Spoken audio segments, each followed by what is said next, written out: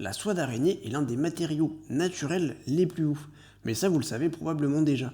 Par contre, ce que vous ne savez sûrement pas, c'est qu'une boîte Riken a réussi à en produire avec des chèvres. Ça paraît complètement dingue, mais je vais vous expliquer. Comme la soie d'araignée a des propriétés mécaniques juste géniales, beaucoup de gens ont déjà essayé d'en produire de très grandes quantités. Le problème est que la soie d'araignée est plus compliquée à produire que celle des vers à soie. Et même si des gens ont essayé de mettre en place des élevages de ces araignées géantes pour récolter leur soie, ils n'ont jamais réussi à être rentables, car elles se mangeaient entre elles, donc il fallait les mettre seules dans des grandes cages, leur fournir des proies vivantes régulièrement, bref, c'était pas top. Ensuite, des biologistes ont eu l'idée de modifier génétiquement des bactéries pour leur faire produire la protéine qui constitue les fibres des soies d'araignée. Et les résultats n'étaient pas super concluants, car pour fabriquer de la soie résistante, il ne suffit pas de produire la bonne protéine, la spidroïne.